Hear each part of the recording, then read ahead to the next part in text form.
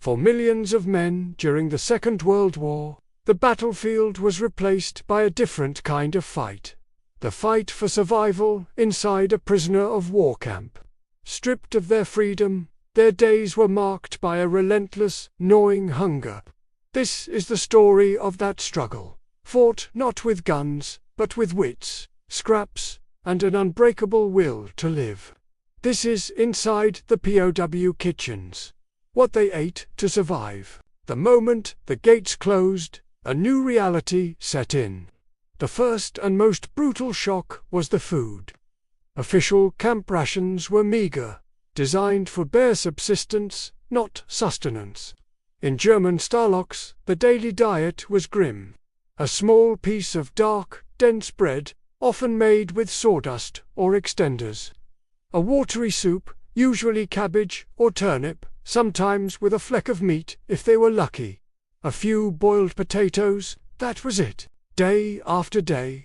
The calorie count was dangerously low, often less than half of what a healthy man needs.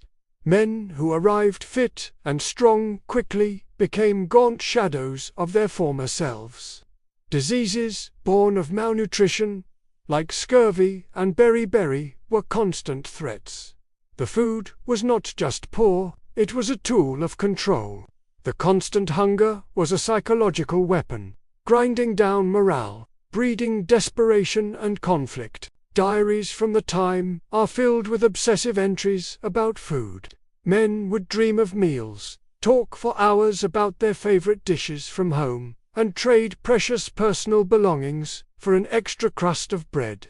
Food, or the lack of it, dominated every waking thought. It was a stark reminder of their powerlessness.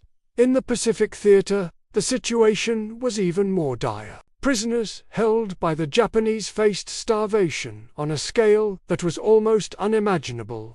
Rations were often little more than a small bowl of watery rice, sometimes contaminated or rotten.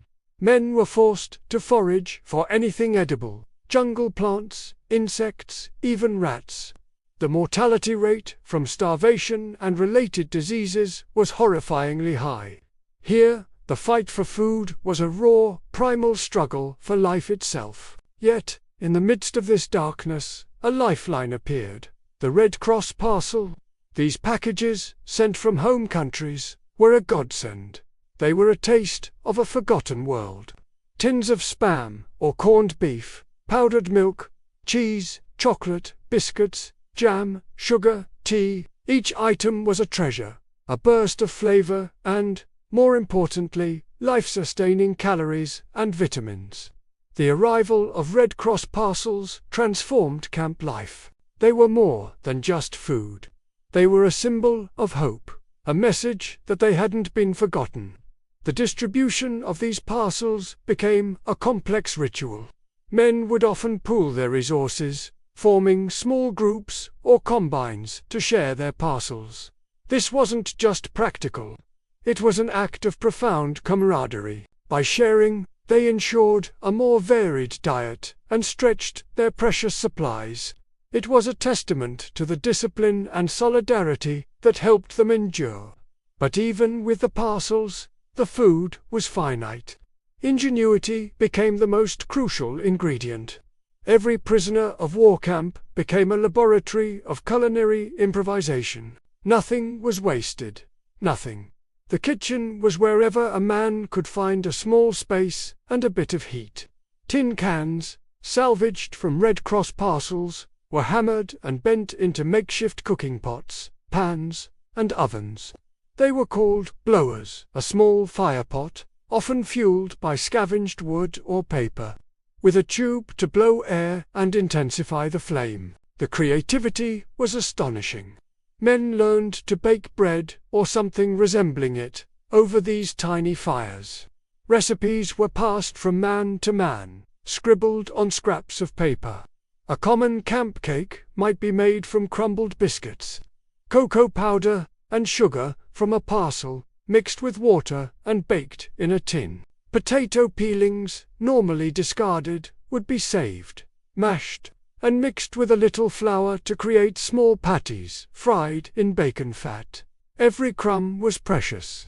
They learned to make fudge by melting chocolate and sugar with powdered milk. Coffee was brewed and rebrewed until the grounds were tasteless. The humble potato became a cornerstone of their diet. It could be boiled, fried, mashed, or grated to make pancakes. They would trade for them, save them, and guard them jealously. These small, creative acts of cooking were acts of defiance. They were a way to reclaim a piece of their humanity, to create something good in a world of deprivation. It was a small victory, a moment of comfort in an otherwise comfortless existence.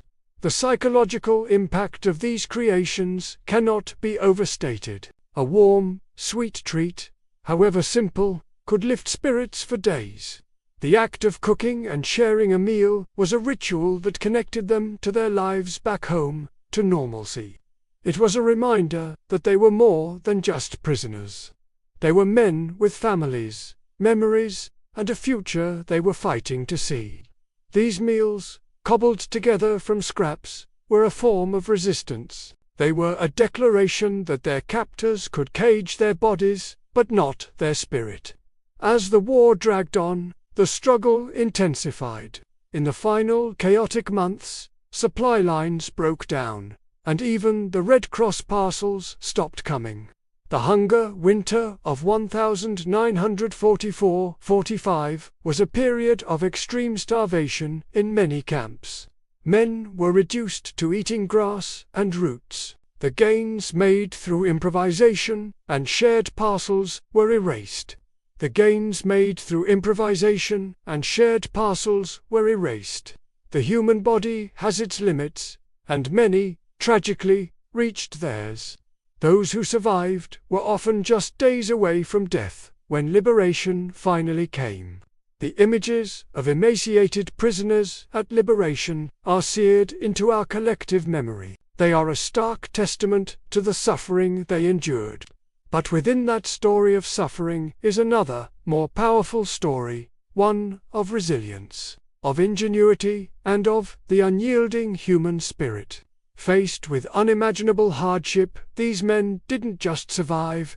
They organized, they created, they shared, and they held on to their humanity.